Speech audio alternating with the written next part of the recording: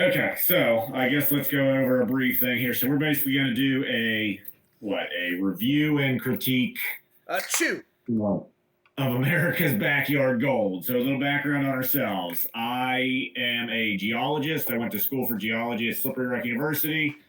I've worked in the geotechnical engineering field doing drill core samples and a whole bunch of stuff like that for about 7 years. And then I've also been prospecting now for about small scale prospecting for about 10 years now, including doing work for actual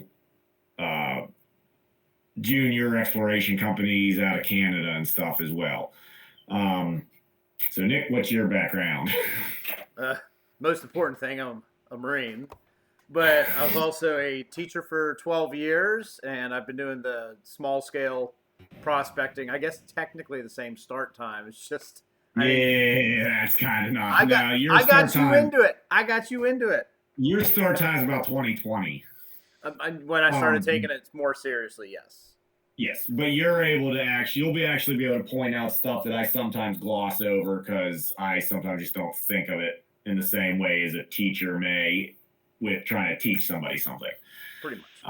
So that's our background. We are going to start the show here. This is going to be our live, basically reactions to this show. Neither one of us have watched it. I've heard things about it, but I have not watched the episode yet. What's it called again? If this good, huh? What is it called? America's Backyard Gold. Okay.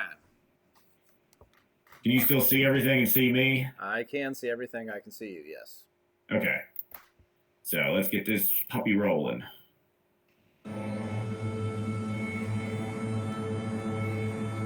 I could live there. Yeah, me too. I would definitely live there. Yeah, make sure you're aware of the laws, because, yep. What's the most valuable nugget you ever found? A piece of crystallized gold sold for $2.5 million. Whoa.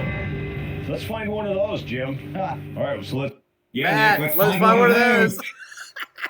Let's find one of those. My experience with metal detecting is I can basically find new and old beer cans and maybe a nail once in a while. So my experience with metal detecting, at least on the East Coast, particularly in Virginia for gold, is when I have been successful with finding nuggets, I have probably dug over 150 trash targets in a day for about 4 to 5 gold nuggets. So, yeah, it's definitely. I want a $2.5 million nugget. Yes, we'll find it. There's no mistake. There's another target. So this is also looking at like the. Let me get to a better picture of it. Just the overall area they're in. Like that is interesting. But also with metal detecting for gold nuggets, I generally don't write anything off on like the area that it's in because we found some in some very weird places. And this, I mean, California definitely has topography and all this type of stuff like this. And there's been nuggets come out of places like this. We're on something. Oh my gosh. Are you kidding me? That is freaking amazing. In 5 minutes, we found a gold specimen worth maybe $100. Gold is everywhere. Oh my God. There's an estimated $3 trillion still undiscovered in America. Woo. And I want to help you Choose your weapon. Find it. California gold, baby! All you need is basic equipment. You can get started with $15. And the skill to decode the land. That's a spot right there. I'm Dave Turn. For the past 14 years, I've mined millions of dollars of gold. Oh, yeah! And now, I want to show you where and how. Seen it all now, vacuum cleaner. Everyday people are catching it. That's insane. So that you can be the next one to hit it big. Boom, baby! So that's where I do have their description of that. I don't necessarily like. What do you not like about it? So Dave he's definitely been up in the Yukon. He's also done stuff in the Western United States with large scale mining. But then to also come in and say that he is an expert in small scale stuff, I raise my eyebrow at that a little bit because I kind of think with this type of stuff, like it should almost be taken especially if you're traveling around the country. Like, I'm a geologist, yet if I go to a new area, I will try and get as much information from the locals as possible because I don't know what's going on there. It's going to take time. So for somebody else to come in who's not familiar with the area and say they're the ones who are going to show you how to find the gold and how to do that, I'd almost take more of like a Mike Rowe dirty job style of thing where it's like he's coming in and you show him how you find gold in your area. Now, what are the chances he's actually just showing up without any kind of background research at all? Like he's talked to Probably the team 100%. already. You think so? I don't know how that's like a background thing of this show. Like, I highly doubt it. how- Like he's at least talked to the prospectors that are on the show. oh, pretty yes. So Because he's going to he have needs- some of that background information. But as far as like digging into the history and geology of an area and like deep diving, Okay, but also how many prospectors dig into all of that stuff? Like you're a You're local a freak. prospector in their area should have some pretty in-depth information that somebody just coming in is not going to have. but like somebody who's just starting out, especially like they're going to like there's going to go off of word of mouth from other people. Like, oh, I found gold in this river. Yeah. And that's technically it's history. But 'cause somebody else found to it. be billed as an expert in any, like to come in and be billed as the expert in all these particular areas across the U.S. Well, I there's very few understand. people, huh? I understand the different areas because you and I have prospected in how many states now? Idaho, Georgia. Idaho, Georgia, Ohio. Virginia, Ohio, Pennsylvania. I've also been in Tennessee. I did Colorado. You did Colorado. And they're all and different. They're all different. They're all somewhat different, and they all take a unique approach and specifically a look into the history of how things were done. But at the same time, like there's basic generalities that are the same everywhere. Like we've where do we do our prospecting, Matt? We do it in rivers and creeks, right? Well, there's not even that generality because there's dry washing and look, they're metal detecting on a dry hillside, so that's completely different in of what you're used to. But then also, what's this guy like? I don't know anything about this dude at all. So like, what he opened up saying that he's mined millions of dollars worth of gold. Using D9, you know what a D9 dozer is? Using I do. ones even bigger up in the Yukon where they're stripping 30 foot of overburden to get down to the pay. They're running massive excavators, haul trucks. So do you know for a fact this guy if he is dredged or not? I don't know for 100% fact on if he's dredged or not, but it's not really been shown that way in any of the shows. I mean, like to meet him and talk with him about all this stuff, but I raise my eyebrow at some of those statements. Okay, so about then him being the expert to come in and show you where to find gold in your area. So then what would be helpful then is during this series, and they might do it too, but during the series, if he said, okay, here's my background in, like they started out metal detecting, like here's my background in metal detecting, you know, here's some of the specimens I found before, or here's my background in dry washing, whatever that is. Yeah. So if that's elaborated on later, I mean, we're still literally just in the opening roll credits right now. Why so hasn't if he that's told us elaborated- everything yet, Matt? It's elaborated on, but okay, let's keep rolling here a little bit. All right. Right here in I want that America's 60,000. backyard.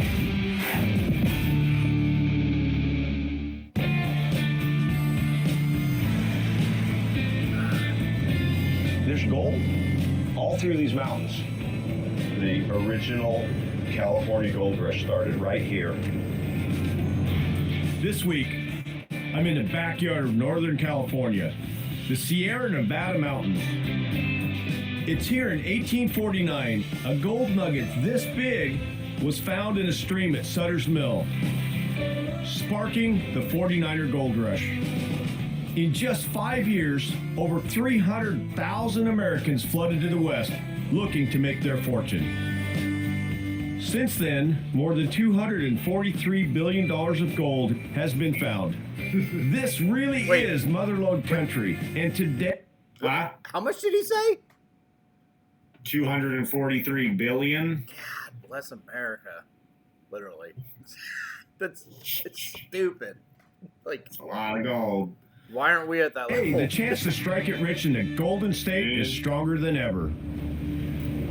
Mother Nature has produced a record amount of snow, record amount of rainfall in California. It's flushing out. This is what, And just so the past people are year or finding so? gold where they thought it was. What? This is just like the past year or so? Yeah, they just filmed this fairly recently. Okay, because I remember you were talking about that because you told me to go pack up and go out. Yeah.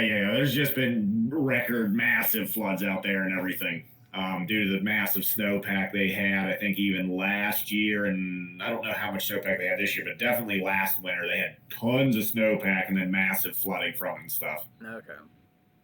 Yeah. It was all cleaned out. So, I want to show you how to find some of it for yourself. But let's start with where all this gold comes from. Billions of years ago, gold was an element formed in magma deep in the Earth's core. Is that even gold there? It Is that even Doesn't gold? really look like it, does it? It looks like pyrite. Yeah, it does. It might Even- be gold, I can't tell. I don't know. It doesn't look like it, and I don't know these things, so. Yeah. rose up through cracks in the Sierra Nevada mountains, and it cooled to form quartz veins rich with gold. He said billions of years ago, and I know they're kind of short stroking some of this stuff, but like the Sierra Nevadas are not billions of years old. Some of that, I mean, I understand it's a very brief presentation on it, but this is my part there. Sierra Nevadas are younger than the Appalachians by a lot, and the Appalachians aren't even billions of years old. How old are they then? I think the Sierra Nevadas are in the range of like, this is going to be off the top of my head here, like 75 million years old. Oh. Well, what about the Appalachian? 200, and I think the Appalachians started breaking up 250 million years ago. What do you mean breaking up? When they split apart. So when they were at their peak and then they started splitting apart and the Atlantic Ocean was reforming. I think that was around 252 million years ago. Okay. Erosion caused by weather frees up the gold and releases it into valleys and rivers. And in the last 5 years, California has seen unprecedented weather, meaning there's more mineable gold than any other time in living history. So right now, there's gold out there, and anybody that's sitting on their couch at home watching TV or something, they can get up and go find gold. I'm excited. To kick off my hunt for where and how everyday people are finding gold, I'm in Placerville, El Dorado County, 10 miles from where the original California gold rush started. Back in the 49er gold rush, the hardware store was where everybody bought their supplies. And so if you wanted to find out where the gold was coming from or who was striking it rich, you'd go to the hardware store. And there's no place with richer gold history than Placerville Hardware, which is run by my buddy Albert. Hey, Yeah. Okay, so I know when we're out prospecting, we're kind of funny with giving out names of stuff and like place locations, especially. Okay. So was that not as big a deal? Because he said that you just go to the hardware store and like they would know who and where. They may. Well, you also know you get somebody drunk, you get some miners drunk and stuff, and they start bragging about shit and stuff you don't want to be talking about might slip out.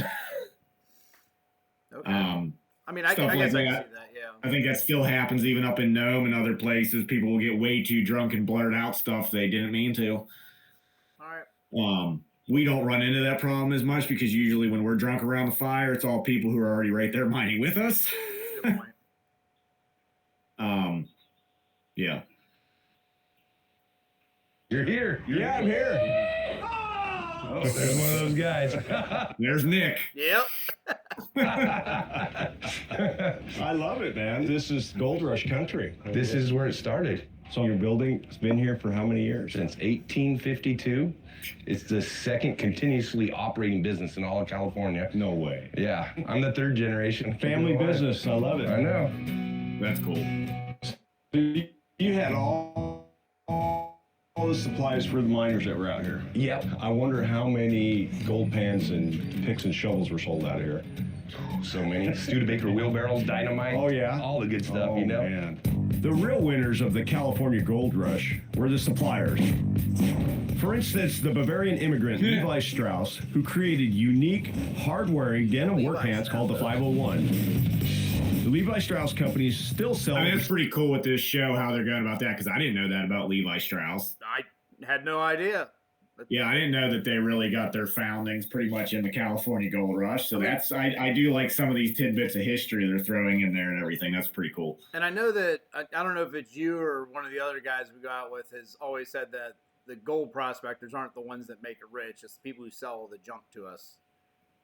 Yeah, it's the popular term nowadays is mining the miners. But hey, you need equipment. I don't know. Yeah. So 6 billion pairs of jeans every year, and it's valued at over $5 billion. So what's going on in this town? Yeah, these big fires around town. Main Street was flooding. Those two kind of is made for a little easy gold. A trio of natural disasters in the state has created the perfect storm for gold miners. Wildfires destroyed 7 million acres of forest. Then, historic rain and snow sent 78 trillion gallons of water flooding down the damaged mountains, causing epic landslides and washing new gold into the rivers. I'm a sniper. I hop in the creeks and there's more gold in my spot. It's like, wow, it's a good time right now to find that gold. It's pretty amazing how much has been found, but it's even more amazing what hasn't been found. You gotta just give it a go. If you don't get out there and try it, you're never gonna find it. I got something to show you here. Well, there we go. There we go. Now we're talking about some gold. So is that gold you found? Yeah, that's gold right out of the creeks around here. Wow. I found this in a day. Let me see that ring you got on. Ooh. And this is your gold? That's all my Local gold. Yeah, local gold. I can kind of identify, oh, that's that one from that spot. You just don't forget. Yeah. Isn't that cool? What's that over there? I like that one more than yours. see, I actually don't like that style of ring that much, but that's to each his own on that part. I think that's cool because what's you even wearing yours right now? It's still in the truck. I took it off because I bent it in Georgia. Wait, so you'll wear it dredging, but you won't wear it at the house? Okay, makes sense. No, I usually that's the thing is it usually never comes off, and I took it off there because I think it got stuck between a rock and a nozzle and got ovaled. Oh, it got stuck between a rock and a hard place. Hard place, yeah, pretty much. Well, tell us more about your ring too. I mean, I can't show it right now because it's in the truck. But I made it out of Virginia gold basically, as well as my wife's engagement ring and wedding band were all made from Virginia gold that I mined. But let's get on with the show here, Nick. I thought it was cool. Good one, Dave. Good one. Yeah, I see how this is going. Taking that off the rest of the day. Have you seen Pet Raccoon yet? No, let's see. Oh. You got a pet raccoon? What? Yeah, we always have a pet raccoon at the hardware store. I got a dog. Anybody feed the raccoon this morning? Are you kidding me? See it right there? See that pet raccoon? Are you messing with me? Whoa! I had to do it. And it gets everybody. It gets everybody. That's all good. There's another cool thing. Now that you don't need any coffee this morning. So you want to go snipe? I do. To the river we roll. That's what my shops look like. Yeah. This is your secret spot. This is a secret spot. Don't get no better than this. The creek we're headed to is on private property, and here's my top tip. Always research who owns the land that you're interested in, and make sure that you get permission first. 100%. And that even applies more so to the East Coast where it's almost entirely private property. And I mean, the property we went down and prospected in Georgia for a week is we attained permission from the owner and stuff. And I've done that many of times throughout the East Coast, really. Yep. And then Idaho is different because it's pretty much open, but then there's claims. There's claims, but that particular river we were on in Idaho is public ground, not claimable. But then there's the weird thing with where you can do a state mineral lease. So still a little bit. And then it really depends on the state, as you know, like Virginia and the Carolinas and stuff. Public rivers with the bottoms being dredgeable without anything, but then you go to Georgia and the bottoms are owned by the adjacent property owner. So every state is different. So he's very right with you need to do your homework for the particular area that you're looking at, because each state is going to have different rules and how property stuff works and how all that's going to work. I do like that he gave out that advice. That's one that you don't think to tell people. Yeah. And it's even more prevalent, in certain areas of the country than others. So, yeah, that's good. Now, you know I've never sniped, so you're going to have to teach me the ropes. Once you see the gold, you know what it looks like. Yeah, I know. That doesn't mean I know how to get it out of the river. But see, he admitted right there that he's never sniped. Yeah, so I like that. So hopefully he does that for every different type that's on here too, because so we'll see what information he comes out and offers for him to try and improve his stuff. I'll be interested to see what that is. That would be good too, because then that's more of a what's the micro stuff, like dirty jobs. Yeah, because then I can also understand so if they're going to each particular location, they're working with the local miners to then kind of give you, the viewer, better information on how to do stuff. Then I understand that much better. That works better for me. I like it. So we'll see how the premise works here. Sniping is hunting for nuggets in shallow rivers, searching for gold trapped in the fine cracks and crevices on the bedrock. Okay, I guess I better get in the water. I think right down here is kind of the easier little hop-in spot. That's how you get in, but that's how you get hurt. Yeah. Let's go. You got your snuffer bottle? Yeah. Right here. You got to fill it up full of water. Hey, Matt, what are those? When it comes to those are Freddy Krueger claws. they're to rake the gravels out of the way and stuff. I find it interesting though, because I thought usually with at least a lot of the mountain rivers and streams in California, you need a wetsuit year round because it's cold wash coming out of the mountains. So it's interesting, they're not having any issue with that. As we just came out of 50-degree water last week. Yeah. I don't know. So I find that interesting because my understanding was, but there's so many places in California. It's also really sunny there right now. Yeah.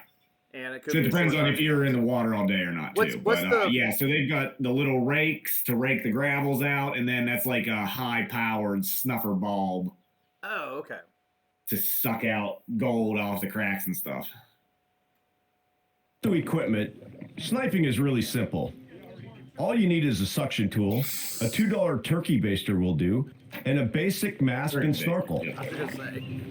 It's sniping, no motors, just your arm and your feet. All right, you show me where we're starting. Okay, yeah.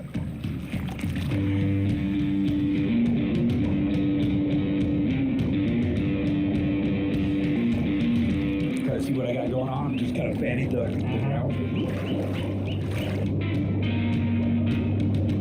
Right here.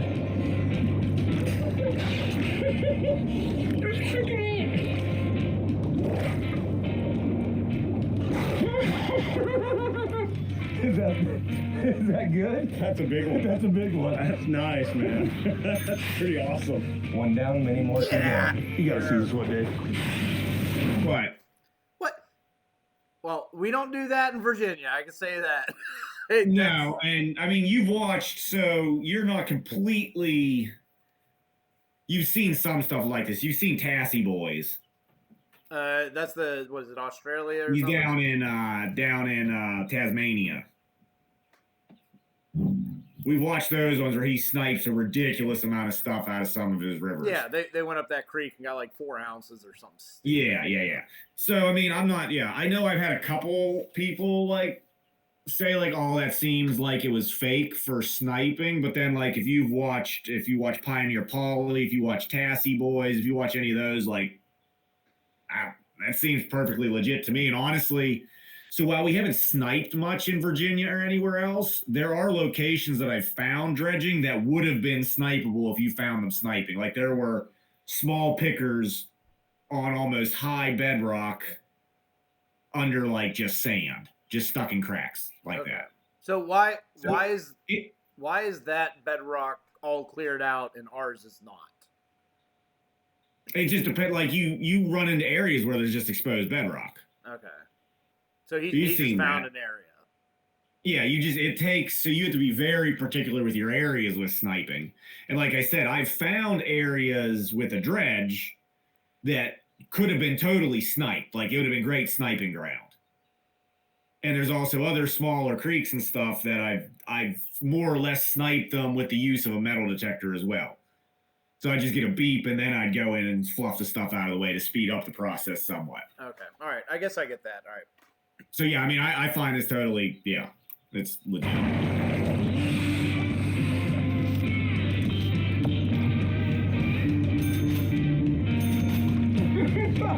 That's a spot right there. That little gold alley.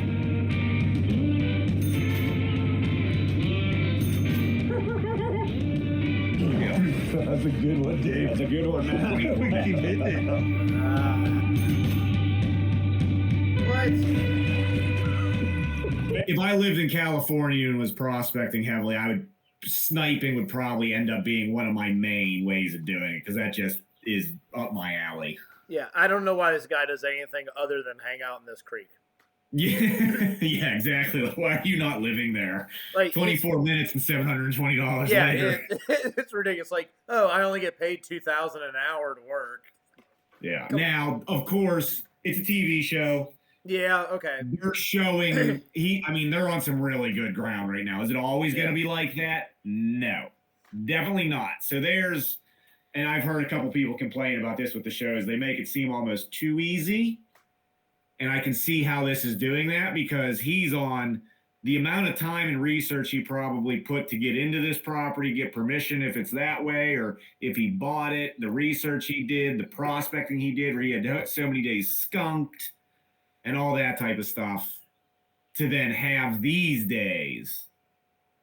They've left a lot of that out, but I also understand why they would because a lot of those days are boring. Nothing happens. You find nothing. Yeah. Yep, and I mean that's us in dredging. We have days where we don't find anything at all. Yep.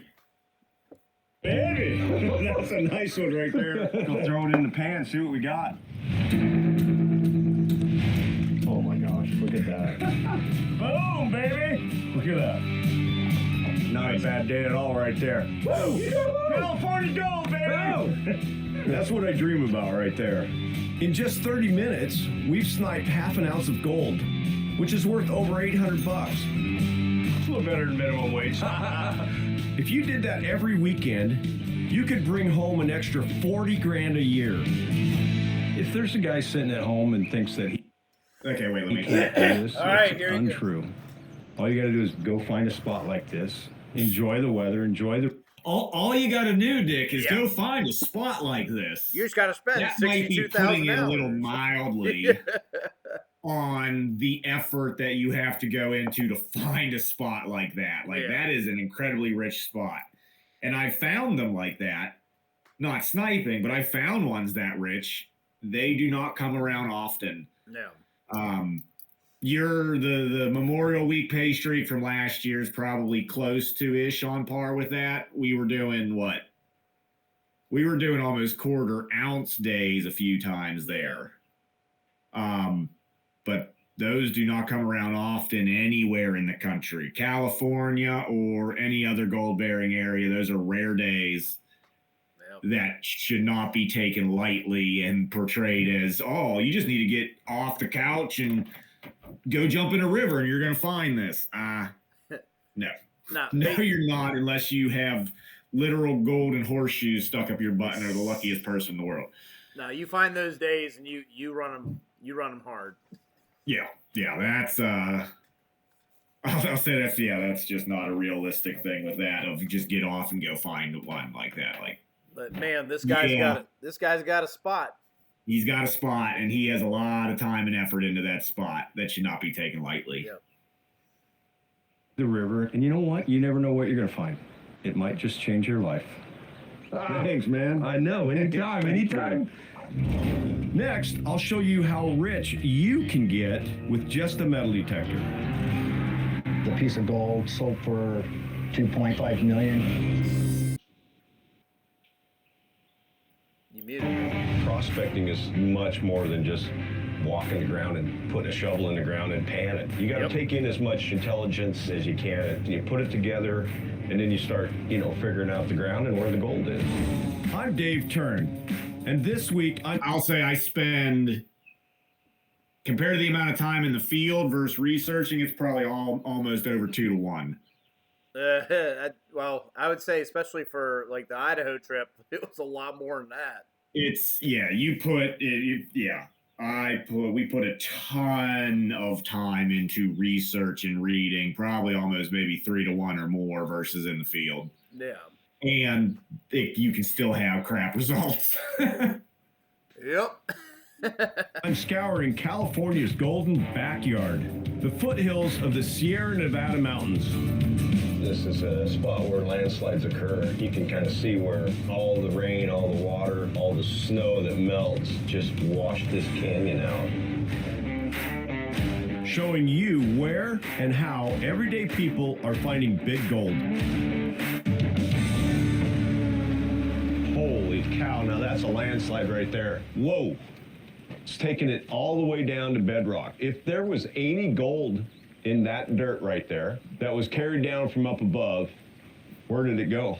Went over the road, straight down to the river. See if we're gonna dig up any gold here. Here's my prospecting tip. Always be careful. Unstable ground like landslide areas can shift at any time. It's the first time I've ever panned at the base of a landslide. Pretty scary.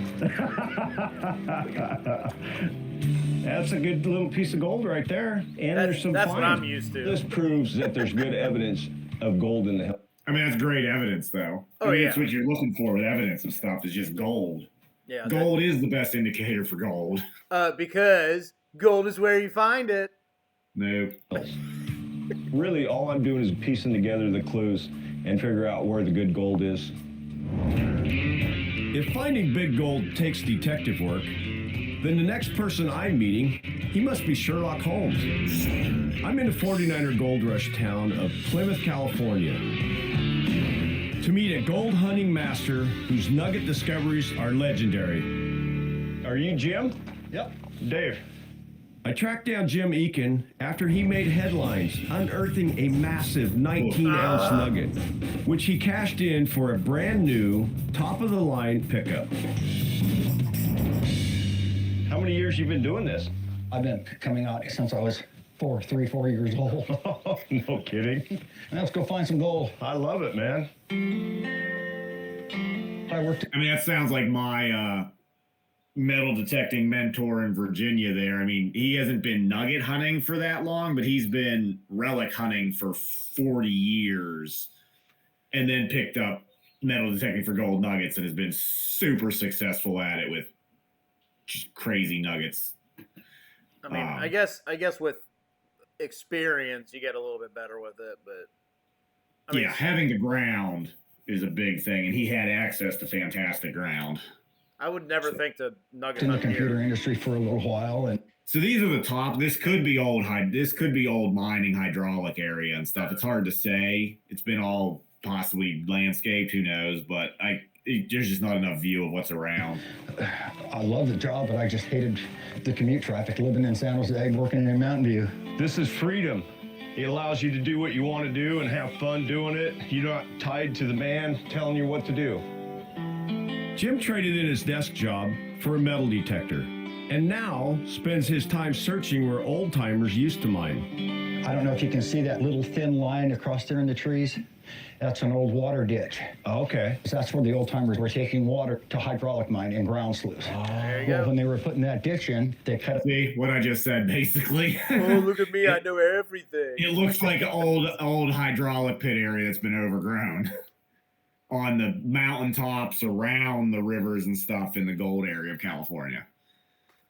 So, yep. A quartz vein that had gold in it, so they started mining it right there. Okay. So before they found it, The quartz had eroded away, and that's how the gold is down in these draws. Okay. What's the most valuable nugget you ever found? Piece of crystallized gold, and the piece of gold sold for $2.5 million. Why did it sell for that much? Because it's crystallized gold, not just a gold nugget. You get a premium on them. It can go up to $1 million an ounce.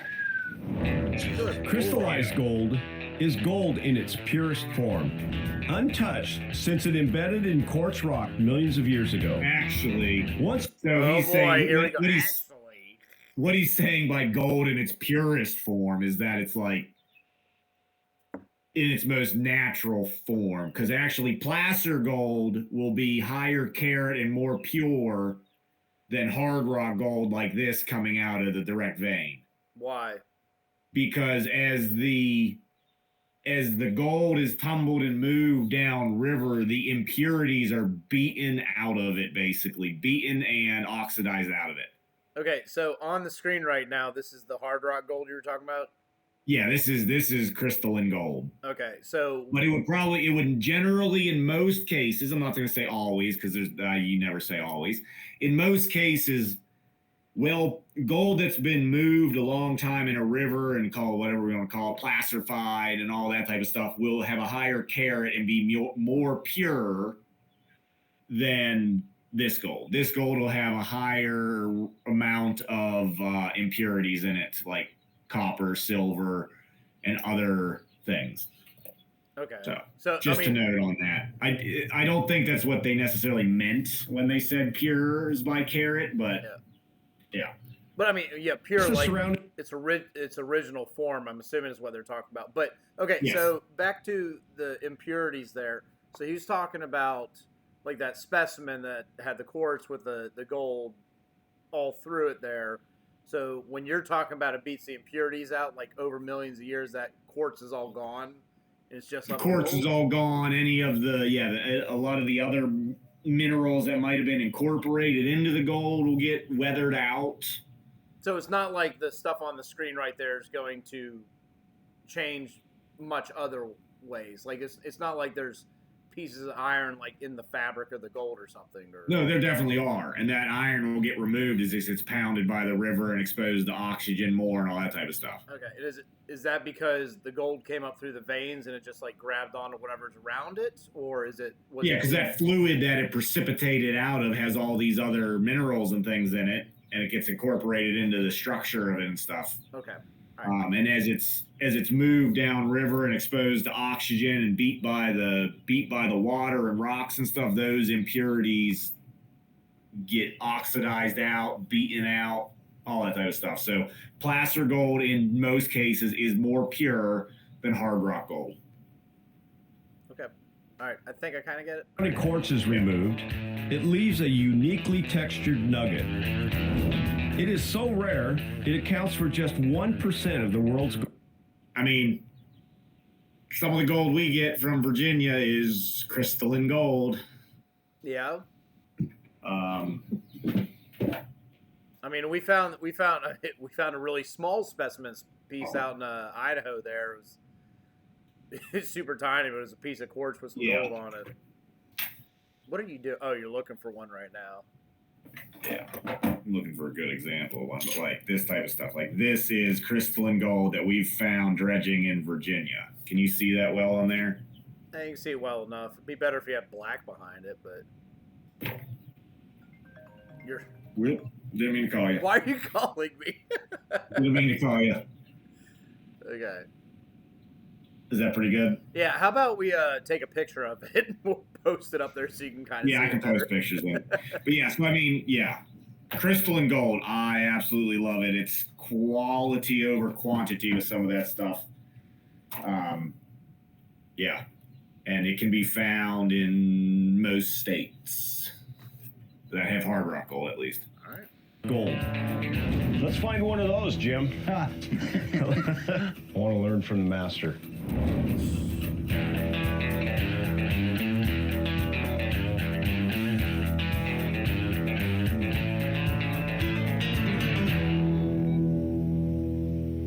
I was wanting to see this just real quick. My normal search swing is right in front of me. It's not this. Yeah. I see people out all the time doing this, a foot above the ground. For every inch you bring the coil off the ground, that's one less inch you got penetration into the ground. Yeah. Okay? Yeah. Low and slow. That's You're good. dragging that coil across the ground. My mentor, I mean, they've worn coils out because of physical abrasion of it just rubbing across the ground. Wait, so that's what you want to do? Yes, yeah. Okay. Yeah, you want that coil dragging across the ground pretty much. Okay. All right. I like that I'm learning stuff. Yep. Metal detectors transmit an electromagnetic field, and any metal objects within that field become energized, and it sends back a signal to the detector. See, you can hear it? Here you go, Dave. Hearing? Yeah, I hear it. I'm listening. Just hit. See that little piece of wire? Oh, stop. That's it? Wire. Yeah, I hate that's part of the wire. game. Just a wire. Just a piece of iron wire. Little tiny pieces of wire like that will drive you nuts because they are so hard to find and locate a lot of times. But your detector, especially the high quality Mine Lab gold detectors like they were using, will ping out on them loud and clear. Now, how many prospectors with doing this stuff here? How many of them pack that out, or do they just throw All it of them, back? because what are you going to do with it? I mean, at least that anyone I know, because if you throw it back, there's a good chance you're going to dig the thing out again. Yeah, no, you pack that stuff out. Okay. It takes a strong arm and a lot of patience, but you can pick up an entry-level detector starting at just a few $100, and the payoff. Entry level so doesn't mean his good. Gold Monster, what Dave Turn is swinging right now, the Gold Monster 1000, I think retails new at about $900. Sure, you can get them used cheaper, and there's some other brands that might be a little cheaper, but you're generally not going to be in the realm of under $500 for a quality VLF detector. But if you're just starting out and you've never found anything, and then I go to Cabela's and I pick up a $50 one, It will not work. I bet It you would find beer struggle to cans. find nuggets. It'll find beer cans. And then I forget what the guy's name is that Dave Turns with right now, but that detector he's using, I think that's the GPZ 7000. That retails for like $8,000. Woo! I haven't got a close enough look, but that looked like the GPZ. Once you get into pulse induction and their Z technology or whatever they call it and stuff, you're looking at a minimum of at least. You might be able to find a used one for $1,500. Not that one he's using, but older models and stuff. You might find a used one for $1,500. But generally, you're looking at a starting range of at least $3,000 to get into a pulse induction metal detector. Man. Yeah. Can be huge. And my mentor in Virginia, he mainly swings a GPX 5000, which of course you can get them cheaper used now because they've been out for a long time. But back in the day, new they were about $5,000. You might be able to find decent ones used for about $2,000 probably currently. So, but that's what they're swinging. That's what they've had the vast majority of success with is pulse induction Mine Lab detectors. So, can you get in it cheaper? Yes. There's both a VLF versus a pulse induction. Both have their place. One does not replace the other. VLF detectors are generally better on smaller gold. Pulse induction detectors are generally better on bigger gold, deeper and more mineralized soils. So. There you go. Yeah? There's no mistake. There's a metal target there. First thing you want to do is get rid of the grass. So, you have to do is take this. Then that fly. Oh my gosh. See the gold? Are you freaking kidding me? I see now. I would have never found it. That is amazing. That's a crystallized piece of gold too. Wow. So we came out here in 55 minutes. We found a gold specimen worth maybe $100. Pretty exciting. It's who you know and where you go. Got something to show you here. Whoa, I like this. Man, that's what I want to beautiful see. gold. So how much do you think this is all worth if I were to buy it? Probably 30,000. Wow. This is one of 29 cases that I got. I only got one out of the bank vault. And You've got 29 cases similar to Yes. this? Oh my gosh, that is awesome. All in, Jim has found nearly $3.5 million worth of gold. That's not bad for a guy who doesn't own a single piece of heavy equipment. You probably got enough gold, you probably made enough money that you don't have to do this for a living, do you? No, Why do you keep doing it? because it's the hunt. I It's the know, thrill of right? the hunt. It's fun. Yeah, if I'm hunting gold, I'm happy. Yeah. I like that. Between detecting with Jim and sniping with Albert, it's clear that Northern California is truly Mother Nature's ATM. Good. I tell you what, I think a guy that came out here for the 49er gold rush, they're that much different than me or Jim. We do it for the love of gold. It's an amazing way to pay the bills. It really is. Next, I meet a couple rebuilding their life with gold. What do? You're broke. You've got really nowhere to go. One pan at a time. Oh my gosh. Not yet. Now I'm ready to go. Okay. Let's get back to it then. Sound.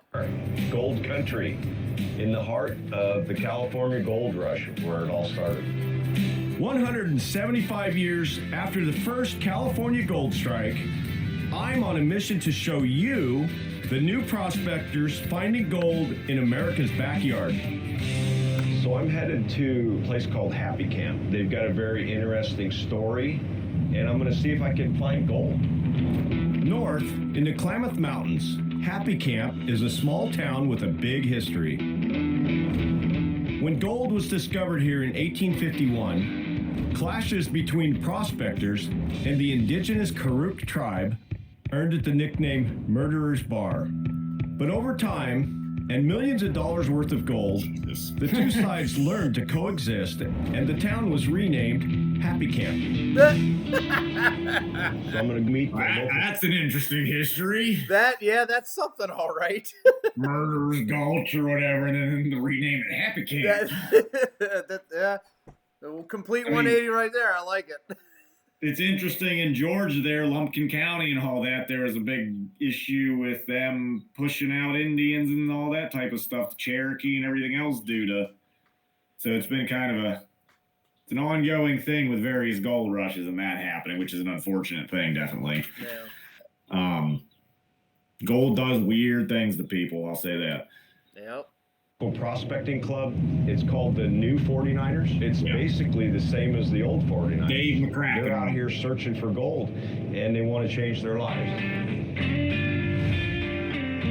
Good morning. Dave McCracken. I'm Dave. Dickie, Dickie, nice to meet you. I'm Dave. Hi, Dave. Is this your store? It is, but inventory is low because there's a lot of interest. Wow. So that's Dave McCracken. And he's boy. the one with all the, like, if you want to read, like, learn how to dredge and stuff, these are his books. Like, he is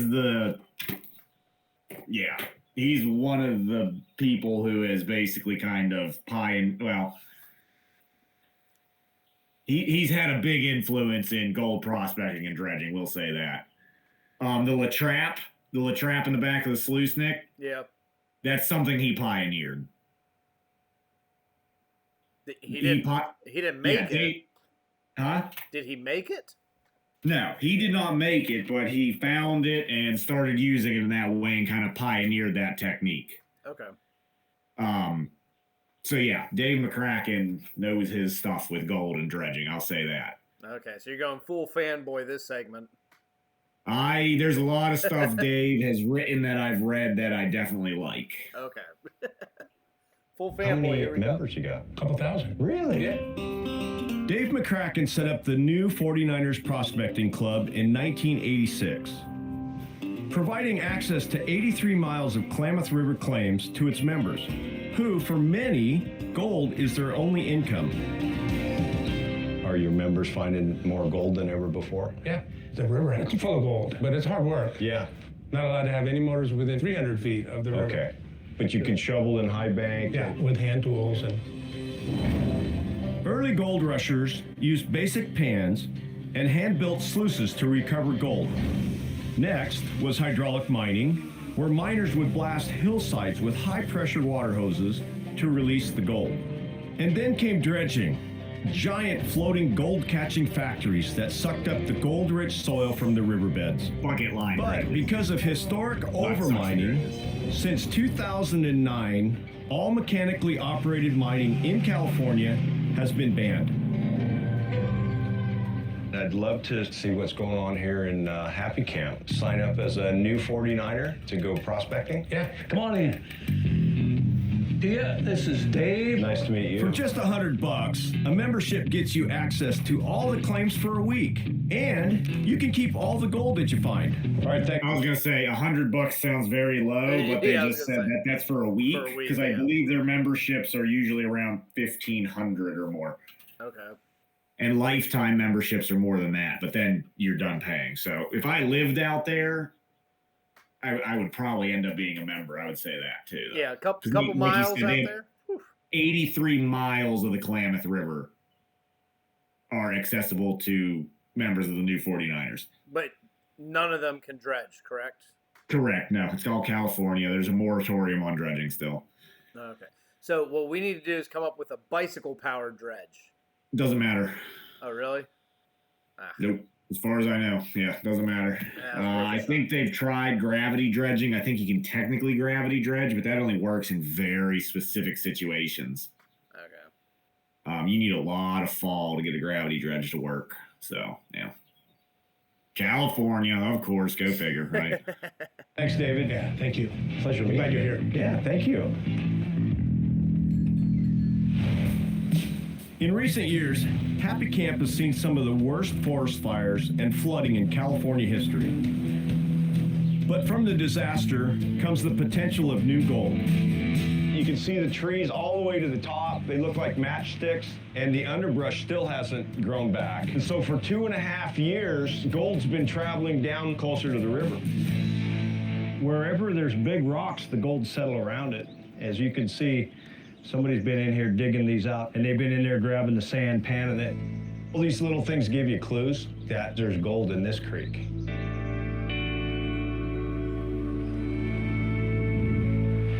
Hello, I'm Dave. No, hey. How you doing? Hey, Dave. Eric, yeah. Nice to meet you. This is kind of hard work you got going here. All by hand?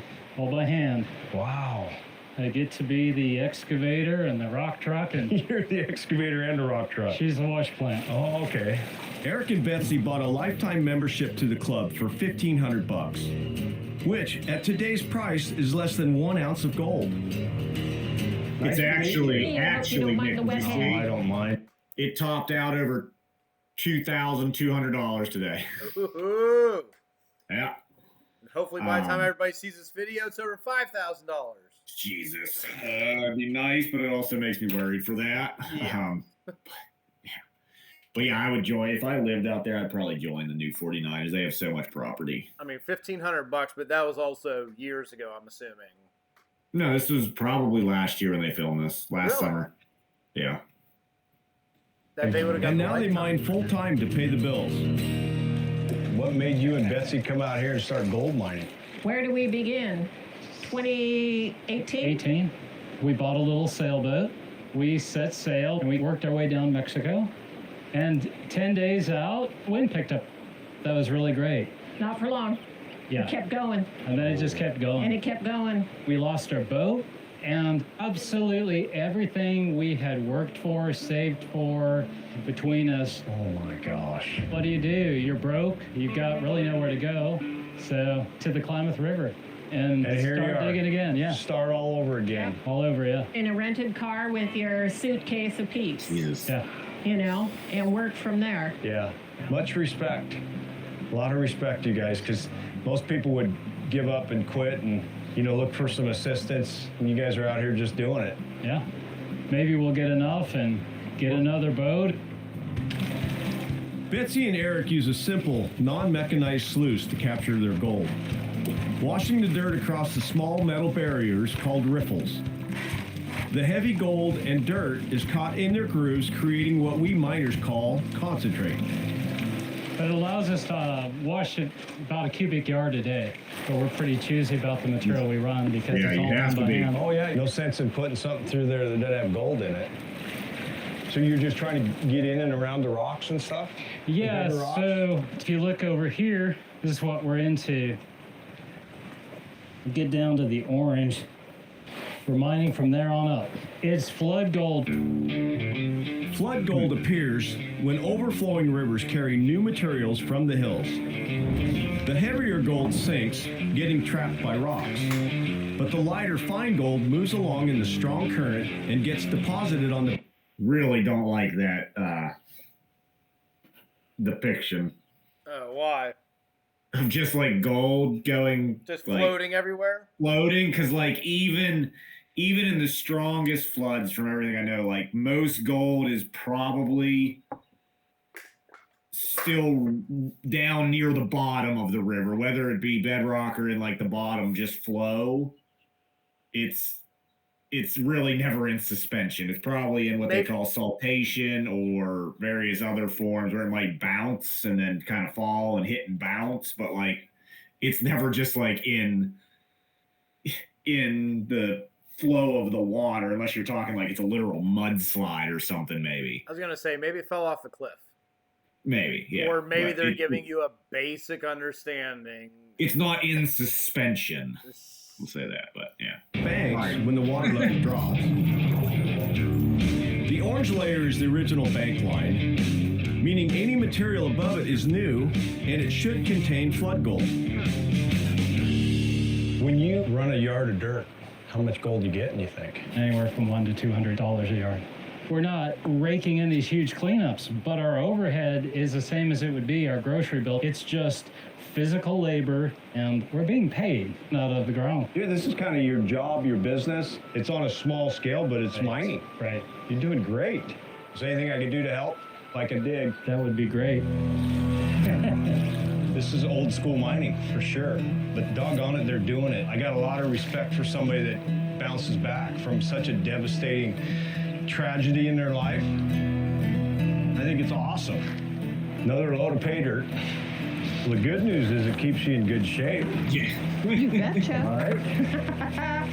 How many more years before you get that boat? We're just looking at the ways we can make it more efficient. We need to have more gold coming in. But you're your own boss and no one to answer to. Even a tough day is better than a day behind a desk, I would think. That's true. Look Every at day. your office. Now we've sluiced the dirt into a gold-rich concentrate. Haul that off to your gold room. My gold room. I want to understand how they process it to capture the gold. So this is how it works. Feeding a wheel, a little spoonful at a time. Boy. You rotate it at a nice, slow, even pace. The wheel spins on the $250 hand crank classifier Wait, that Matt. separates the heavier gold Yeah. from the... I know you love these things, but Well, I mean, they work. They do work. Willie has lost gold because he does not necessarily always run them right, or doesn't classify, or things like that. his is motorized, correct?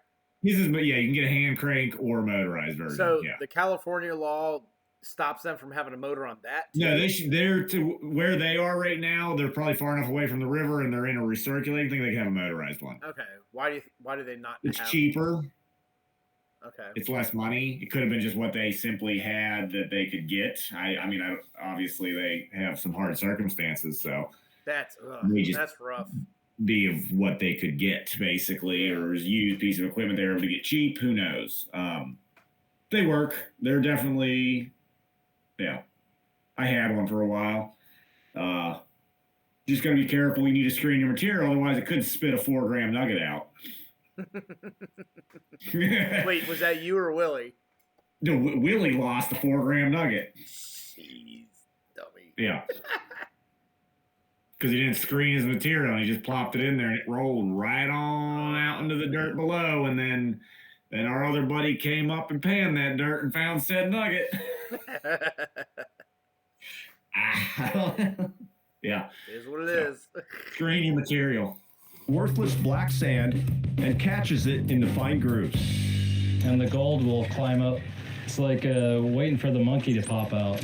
Yeah. Your gold will end up in here. Ends up in the Yeah, cup. our Jackson box goes. This painfully slow process is repeated several times until the gold is cleanly separated from the sand. It's starting to show up in there. Oh, yeah. Often taking them 2 days to process 5 days worth of concentrate. But in this game, patience pays off. Oh my gosh. After 7 days work, they've got about $1,000. If you do the math, that's $52K per year with no overhead. But at any time, they could hit a rich pocket, and that's every miner's dream. When you're getting that kind of gold, it's just too easy to keep going. But feeding the wheel, little spoonful at a time, it's really slowing us down. Their little system's working, but it's so much hard work. It takes so long to run it. I mean, it'd be nice if they got another 20%. Maybe that is the difference between them getting their new boat and not. I mean, they'd be better off with a La Trappe or something, too. Yeah. Because it's definitely for that amount of concentrates that they have, it's faster and will have probably just as good capture rate. Yeah, as long as you get the flow. Huh? As long as they get the flow right. I mean, they have the Klamath River right there. Yeah. Yeah, you just need to get the flow right and stuff. But the La Trappe is pretty forgiving. So I'm going to be interested to hear what Dave Turin's recommendations are, because this is definitely something where I don't think the wheel is the best thing for them because it is too slow when you're trying to. It's taking them. What did he say? Two days, 2 or 3 to 5 days. days. Yeah. So essentially, they're working all week, and they do the river stuff 5 days, and then 2 days of concentrates. Yeah, but that's a lot of days of concentrates. Like I don't know. That number seems weird to me because unless I guess they're probably cleaning up every day, so they're getting almost probably at least a half a 5-gallon bucket each day. Ooh, that's a lot of cons to run. Well, and it's one of those, like, I've seen you after a day of dredging where you don't want to go through any of the cons. Yeah. And then we're stuck with it the next day. Yeah. But that's just like, that's the very final panning cleanup. And like, well, honestly, we could put together a little cleanups, a little tiny recirculating cleanup sluice that would reduce our cons even more from the La Trappe. But let's see what Dave recommends for this, and we'll comment on that. I've somewhat fallen in love with him, so my heart would swell if I could help him. I hope he gives them something. So the premise of the show, like, is he going to go back like that last segment and give everybody advice? I don't know. Okay. So far, he hasn't really been. Yeah. So far, he hasn't been like. So far, I like the show. It's definitely showing the small scale miner, small scale prospector. He's not acting like he knows everything. Yep. Or that he's the expert. So I appreciate and like that because, yeah. He's kind of just coming up and saying, "Show me what you're doing here." Yeah, and it's showing the small scale prospecting community to a very large audience that normally would know nothing about it, and they mainly only see stuff like Gold Rush, or the closest to small scale they would see is like Bering Sea Gold or Gold Rush Whitewater. Yeah, not really small scale at all. I mean, that's Gold Rush Whitewater and Bering Sea are what I'd put as like small to medium.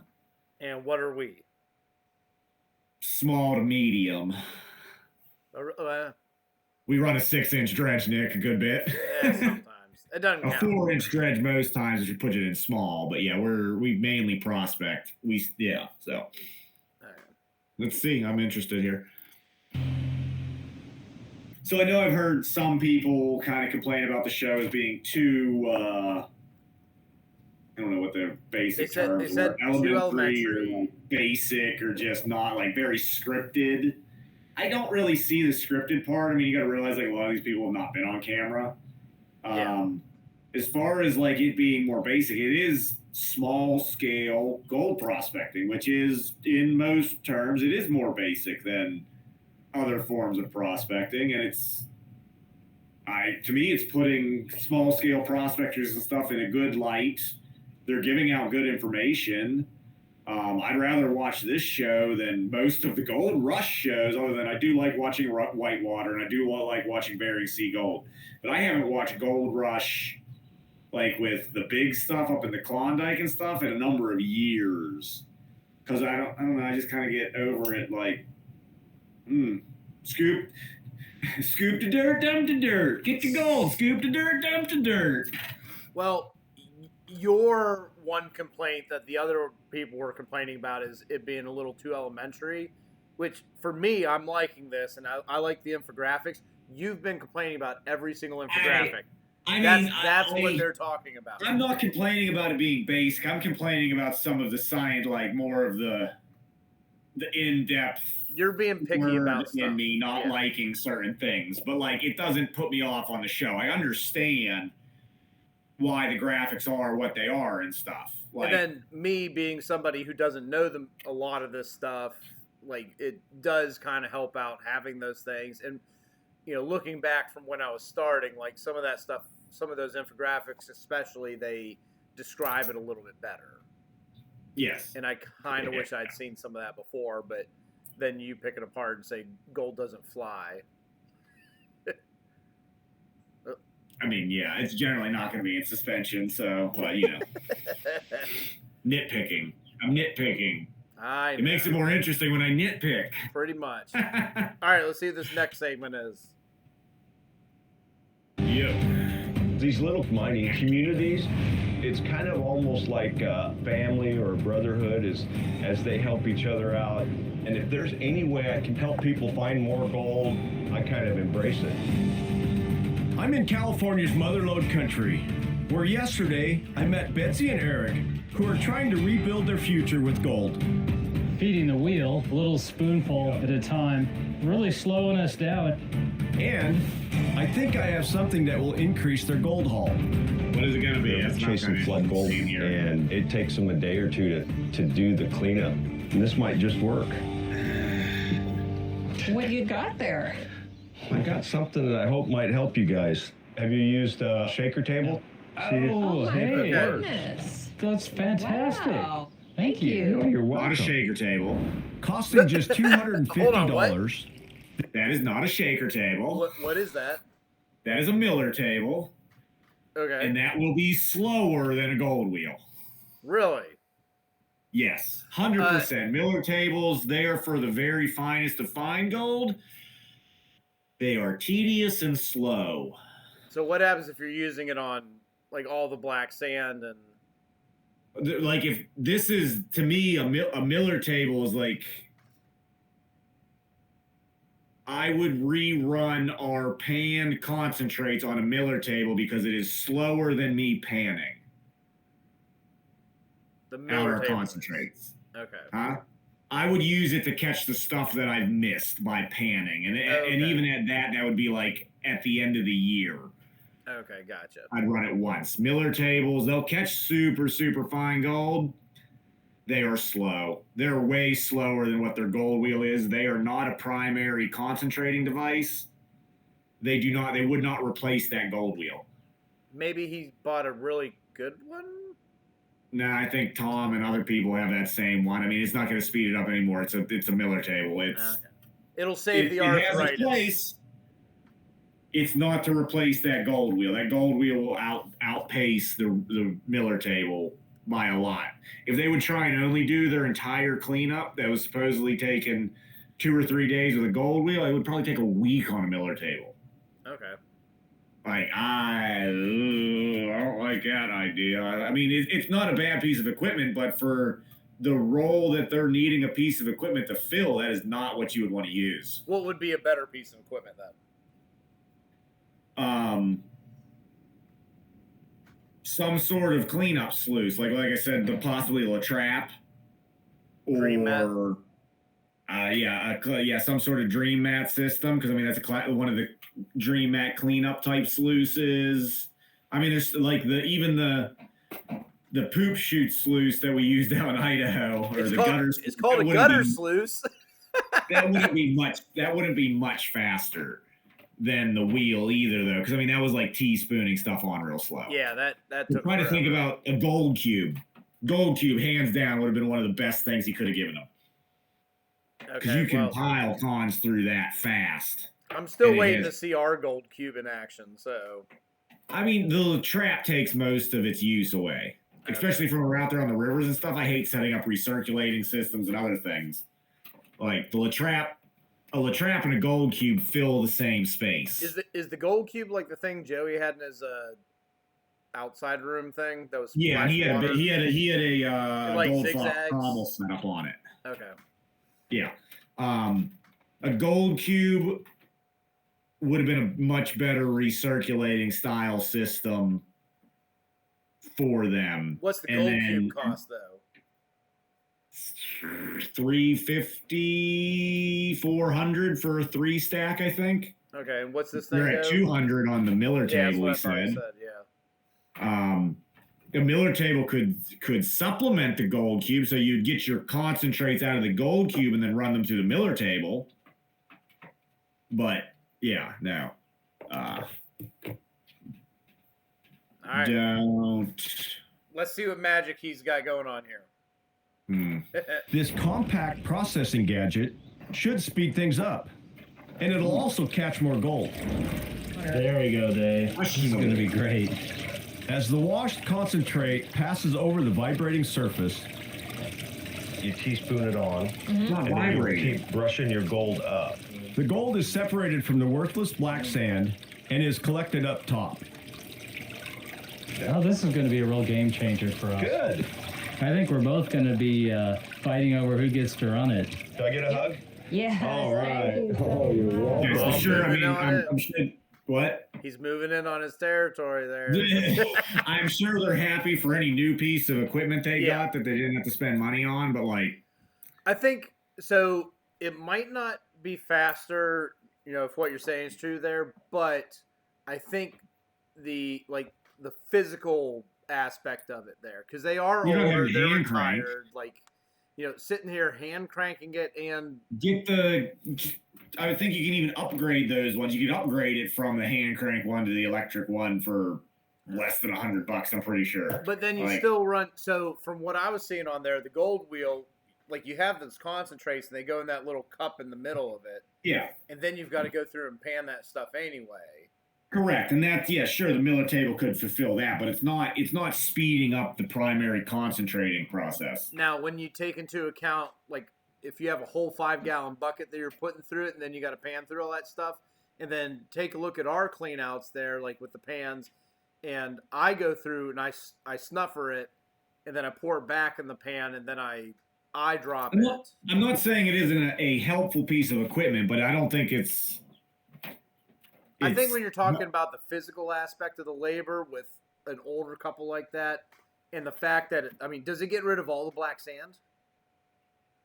Most of it, you can still, depending on how you run it and stuff, they're more finicky than what the gold wheel would be too. I'll say that. Okay, so from that short clip they showed there, it looked like all the black sand's gone, and you're just stuck with gold at the end of it. Which Generally, yes, and that's what I mean. It's a final finishing tool. It's not Yeah. a primary concentrating tool.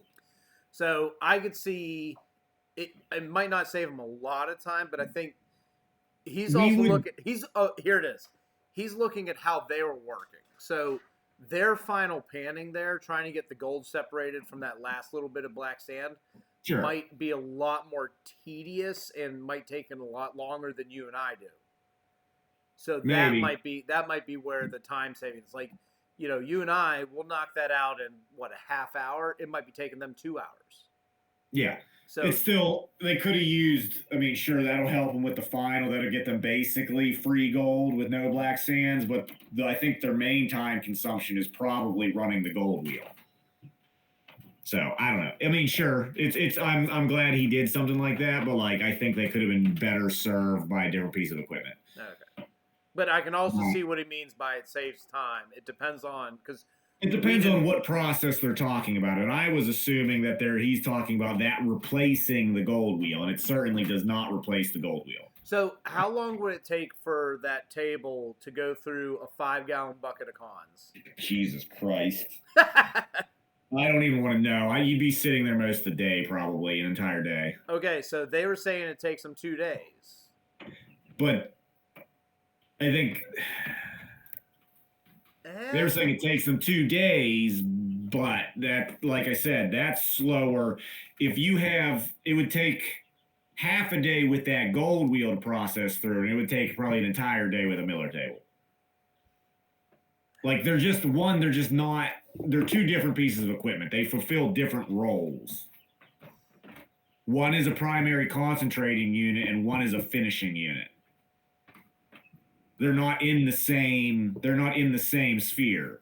I think what would help this out is if we had some numbers behind what their clean outs take. The La Trappe. So they're using the gold wheel the way we use the La Trappe. And then now they would be using the miller table the way we use just the gold pan. Well, and then how long is that miller table going to take with that leftover concentrates there from the gold wheel? That wouldn't take too long. Yeah. Because you don't have much at the end with the gold wheel. That would speed out the panning process. Yes, it would speed up the panning process, but to me, that's not where they're mainly losing their time. Okay. So, I don't know. You're welcome. Hey, they got a freebie, whatever. Happy Camp really is pretty filled much, with everyday yeah. miners using basic tools to make money in this new gold rush. I'm here to see a brand new miner. He's got some crazy contraption. I'm gonna go see him. Hopefully I can help him out. I like his van. Whoever that is, that looks like it's a mini truck camper is what that looks like. Anybody home? Whoa. Hey, what's going on? Something yeah. very similar. That's All right. it. Yeah, it's a mini truck RV, basically. That's pretty cool. Oh, God, you fell in love. Hey, I'm Dave. hey, Dave. I'm Garrett. 36-year-old Garrett Russell came to Happy Camp from Chicago 6 months ago to prospect for gold full-time. So I don't blame him there at all. Get out of Chicago, man. Yeah, but, I mean, to Yeah. go full time, like, I hope he has a little experience there, because that's, I don't know. Talk about being in the spirit of the 49ers, though, because how many of them packed up and didn't know jack crap about prospecting? I mean, he's But got also at how least, many of them were successful versus how many of them came back with nothing. yeah. But then he's got, I'm assuming that camper's not paid off, and then he's got insurance and gas and all that stuff, too. Like, No idea, but I like the camper. Mining down here? Yeah. Are you doing some work? Can we go take a look? Well, you won't tell anyone right now. I won't tell anybody where you're at, okay? Okay. Let's go take a look. Okay, let's go. What do you got going here? Garrett is mining the side of a hill that was washed away by the recent rains, and he thinks it's packed full of gold. So this is a water anchor for like a sailboat or something. Everything's just hodgepodge together because that's just how it is sometimes. And using minimal equipment, he's MacGyvered a unique suction system to collect the gold. You don't have a pump. You can't use electricity or motorized. You just use gravity. Gravity works really well. It creates water pressure. Okay, that should be good.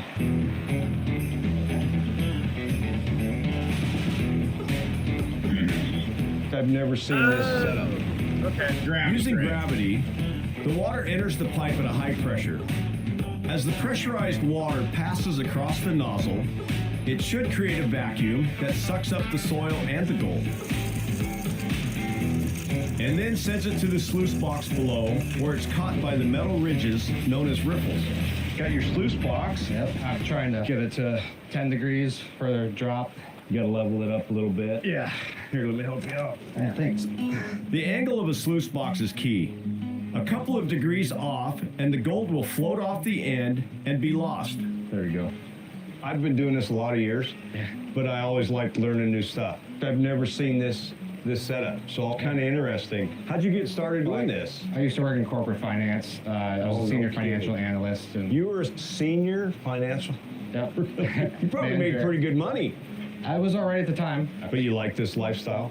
It's amazing. Yeah. I'm my own boss. I'm out in nature, and it's fantastic. Yeah. Before it was a concrete jungle, and this was when I was the manager of demand planning for that company. No, right there's a senior financial analyst. That's right. But what I'm looking at is a I was fellow. gonna say, Nick, you didn't say anything about. I just noticed it right now. Really, I don't look homeless anymore. Yeah, you don't look like a Davy Jones from Pirates of the Caribbean. Yeah, no, I shaved all that off too. Yeah, that's Gold miner. good for That's him. right. Yeah. Welcome to the I club, am, buddy. So far, are you making any money at this? It's about $100 a day, depending on the spot. I'm not living like I was in Chicago, which is just fine, but I prefer this too, and I'm frugal enough. But you're also enjoying life. That's You what gotta enjoy That's life. the biggest part of it. Awesome. Yeah, definitely. Yeah. Not being, just being able to enjoy life and be your own boss and everything. I don't blame them. I mean, I did that. When did we go to Idaho? 2022. Yep. Quit my teaching job so we can go to Idaho, and I mean, it's what 24 now, and I'm not upset about the choice. I enjoy Yeah. this much more than I did that. Yeah, definitely. There's something about being out in the wilderness and being with the earth and doing this kind of stuff. It's so much better for the soul. Yeah. But everybody who's watching, do not quit your job to do this. Yeah. You will not make money. Not much, yeah. All right, let's get this thing fired up. Yeah. Let's go rock and roll.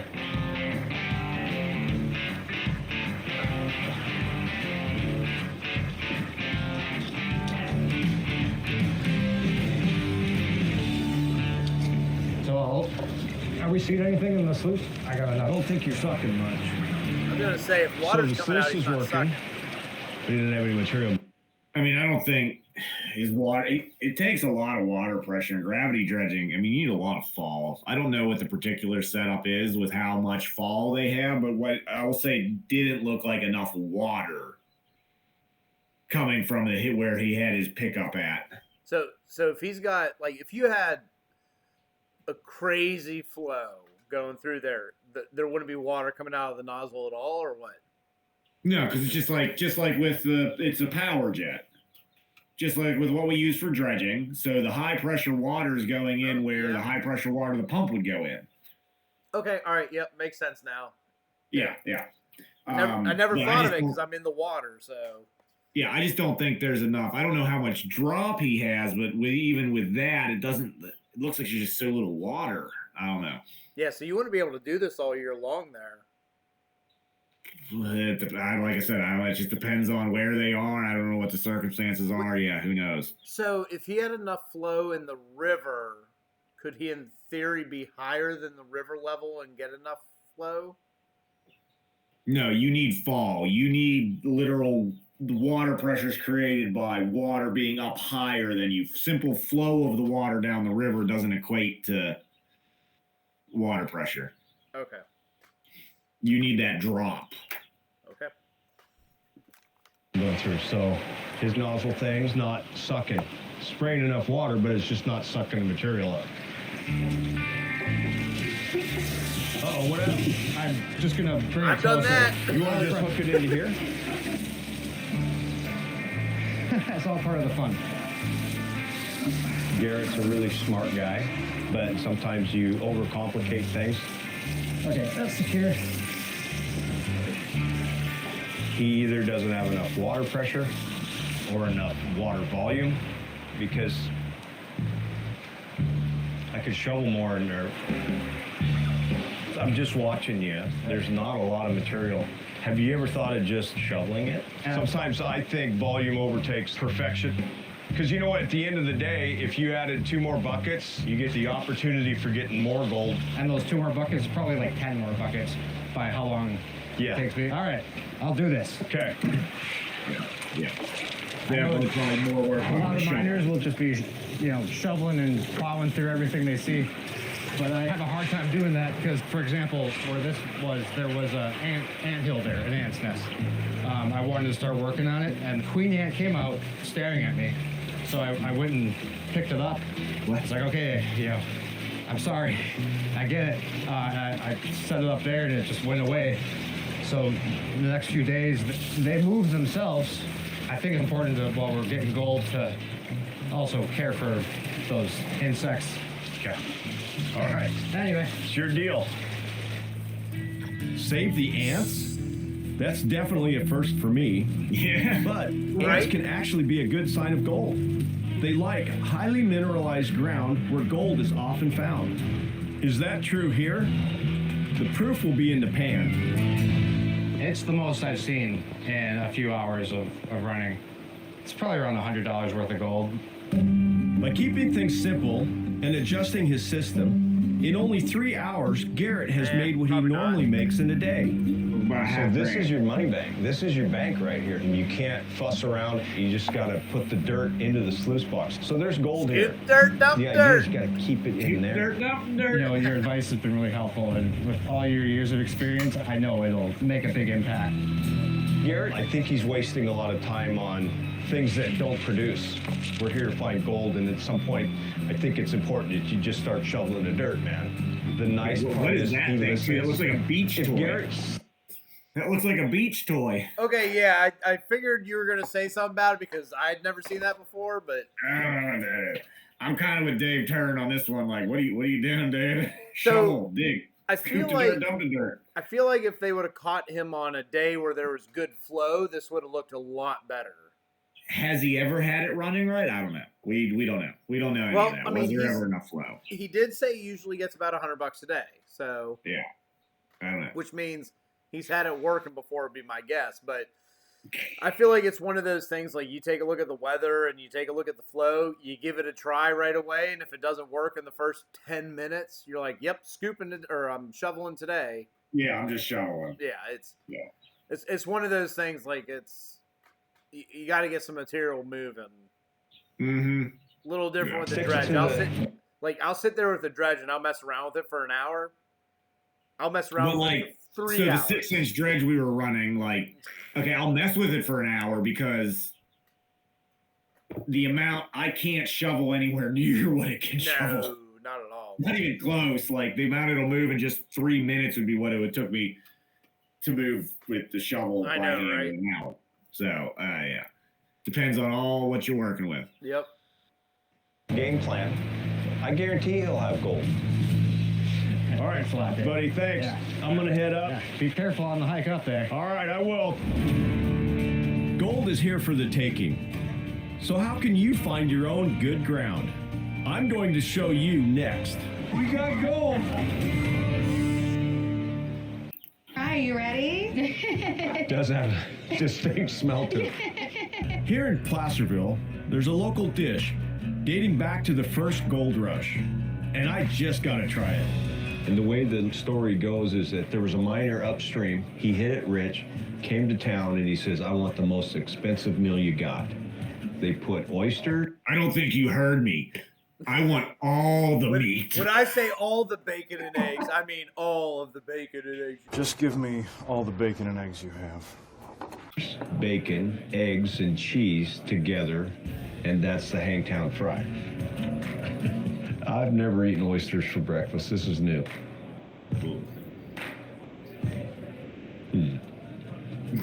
I feel like a miner that struck it rich. I like it. I don't know about that. So I'm up on one of the streams that are feeding the river. Pretty damn confident there's gold here. I'm Dave Turn, and over the past week, I've scoured Northern California gold country Are you freaking kidding me? to find the everyday people Welcome to the club, buddy. digging for dollars. It's kind of hard work you got going here. All by hand here. Hold by hand. California gold, baby! But now, I'm piecing together all the tips and tricks to show you how to find your own gold spot. This is kind of what I'm looking for. As you can see, the fire was right above here. So as Huh? Okay, so So he talked about how he's met up with all these people and talked to all these people. Now he's going to give us tips and tricks on how to find our gold spot. Our own gold, yeah. Yeah, that I don't know. Seems kind of like a leap. Like I would do tips and tricks on the techniques that they were doing or something. I don't know. It'll be interesting to see what he says. Yeah, I'm not sure. I'm not sure where he'll go with this. I mean, most of the ground in California that's got good gold is claimed. There are spots that are not, so you usually got to deal with claims. So like, I don't know what it's. We'll see. The snow and the rain washes over that, soil becomes unstable. That bedrock could be carrying gold. I got all the elements. Now all we got to do is find the gold. And to stack the deck, I'm calling in a ringer. I think we're in the right spot. Yeah. Nice. Gotta be. That's right. Master sniper Albert and his buddy Chris. Boy, I like it. Look at all the exposed bedrock. This is perfect. And then because of the... So that's something they're not going into is like, you need to do your upfront research, your behind the scenes research with this, because like, you can't just go hop in a stream and start sniping because it's in California. It's most likely claimed. Like, you need to figure out what's claimed and what's not. Obviously, they've done this all behind the scenes, but he's not really mentioned anything about that yet. So, and I think this is what the guy he was originally with, sniping. Oh, I don't know. Was it? I think it is. Violence of the water, big nuggets are going to fall right down there, and they're not going anywhere. Mother Nature at her finest. Yeah. It's ready to get in that water. I think what I'd like to do is jump in with you guys and start sniping. All right, good. Put our wetsuits on. Nice. Go do it. Okay. Look at wetsuits. Yeah. Well, you're a killer in that suit. Dang. Nice.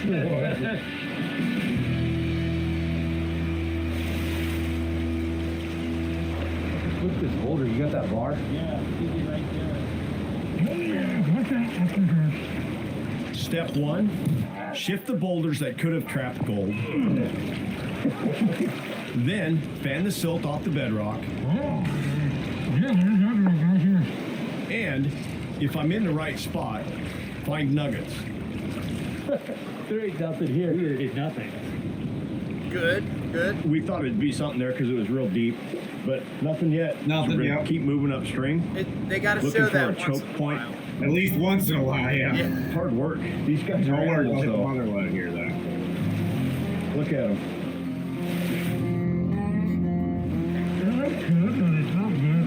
Looks good, but it's not good. I know that feeling.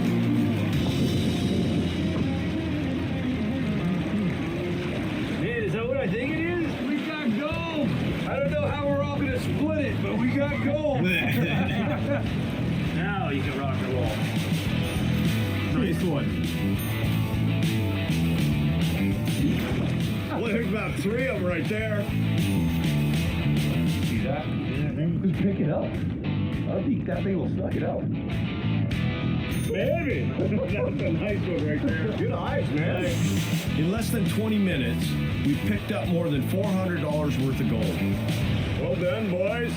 Hey, not bad. Nicely done. All right. Turns out nature's clues did all point to a pot of gold. This is a lot of fun. We're out here in the great outdoors, enjoying ourselves, and we're getting gold. Well, anybody can do this. Doesn't get much better than that. My time in California is up, but wow, what a ride. On my quest to reveal how and where everyday people are finding gold. Once you see the gold, you know what it looks like. Oh my gosh. I've helped recover close to 3 car payments worth of gold. And the day I found this one, I wound up with about a half a pound. You don't need a bunch of expensive machinery to get on the gold. I'm my own boss. I'm out in nature, and it's fantastic. Just an eye for the land, a little bit of patience, and some good old-fashioned hard work. When you're getting that kind of gold, it's just too easy to keep going. 4 months later, Jim's gold collection continues to grow, and he recently found a 2.5-ounce nugget worth $5,000. Nice. Man. It's been pretty dang good lately. I got quite a bit the other day. Albert's sniping holes have turned up another $3,000 and still counting. Thanks to the new shaker table, Betsy and Eric's shaker gold count table is up 20%. And a little tip I gave my buddy Garrett. I found a spot. We went up there and found some gold. I drew you a map, and there's a snuffer bottle. Oh, for me? Thanks. Yeah, cool. It paid off big time. I found about 6 ounces of gold. That's over $10,000. Way to go, Garrett. It just goes to show, gold is everywhere. So get out there and find it. You never know, you might just strike it rich. And now it's on to the next adventure in a backyard near. Ran out of time. Okay. Okay. So no, I enjoyed it. They definitely so with that last one. I think they were just on new 49ers claims still is what it seems like, because that's what that Garrett dude was a member of as well. Yeah, I feel like they kind of gloss over some of the research part of like how you actually get ground to go to, which is a huge part of it, because in most places you can't just go out and jump in a creek. Well, and I find it interesting that he said he's going to give us the tips on how to find the gold, and then didn't. He was just like, here, look at this landslide. There could be gold there. Good luck with that, because there are lots of landslides around the country in areas where there's no gold, and you will find no gold due to a landslide. So it takes a little deeper thinking and going into than just that. Could a landslide point to gold if you're in gold country? Certainly. In many cases, it's going to be more of a West Coast type thing, though. Yeah. East Coast. I'm trying to. There obviously there's landslides on the East Coast, but they're more so pertaining to certain geologic formations or in the mountains. And most of the gold fields, specifically in the Southeast, there's just not much mountains, and everything's held up by trees. Like, I can't think of a landslide that I've seen into a creek or river in any place I've been in the Southeast. I see them up in the Blue Ridge and the Appalachians and stuff. Well, there's and I see them on LiDAR in the Blue Ridge and Appalachians. I don't see them in the Piedmont regularly. I was going to say that. Well, there's the one spot in Memorial Weekend Creek that we go to. When I was hiking down there, and I asked the camera if you were doing hydraulic mining there, but it was a little bit of a landslide. And that was on your what'd you call it, like Nugget Alley or something or whatever.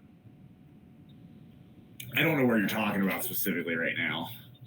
Instead of driving through the trails, I went off the road into the woods and then hiked with dog. I haven't noticed any large scale slides. I mean, it was a large scale. I mean, it was like 20 foot across, but nor evidence of it really on LiDAR much anywhere throughout the gold-bearing regions of the Southeast. And I've looked extensively on LiDAR at many, many places from Maryland to Alabama, and I have not seen much in the way of evidence of landslides, but that's neither here nor there. So the show. Overall, I liked and enjoyed the show. I think it does a good one. Pretty good job at like putting small scale prospectors and miners in a good light and bringing it more to the forefront for everyday people to see. Yeah. I do think they make it seem almost too easy. Yes, I could see that. Like everyone there was finding big, fantastic gold.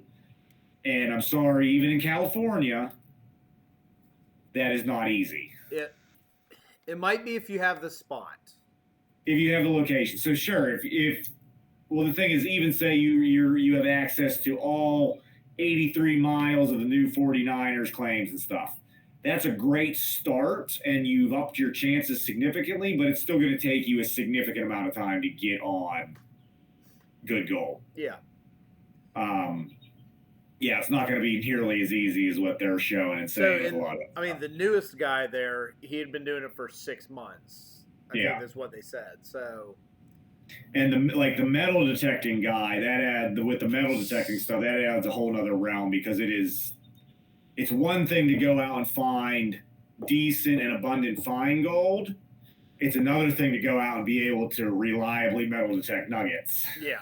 But he also seems like he has a good spot. And Oh, yeah. he has the history behind it, which leads you into the, there's a reason that the gold's here. There's a reason he is where he is and does what he does because he knows his shit. So, again, plays into the research.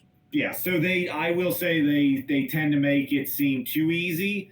This is also California where there are, what would be the right word? There's a lot more prospectors and miners to choose from when putting on a show like this, and a lot more area and a lot more gold. So I will be interested to see in future episodes as they delve into the East Coast how those numbers change, because then I know like a lot of the guys who I know are on the show here coming up in the next 2 episodes, yeah, they're not pulling out gold like what they showed in California. I wonder if that will kind of, I hope it's brought up and talked about on the show, and it may well be.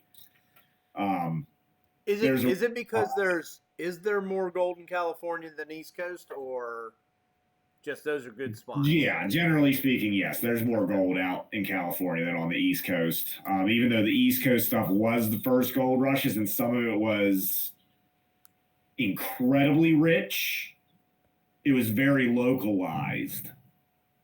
There's not the large-scale placer deposits on the East Coast like out on the West Coast. Everything was all tied up right near the vein source. So it made it very easy for them to mine them out.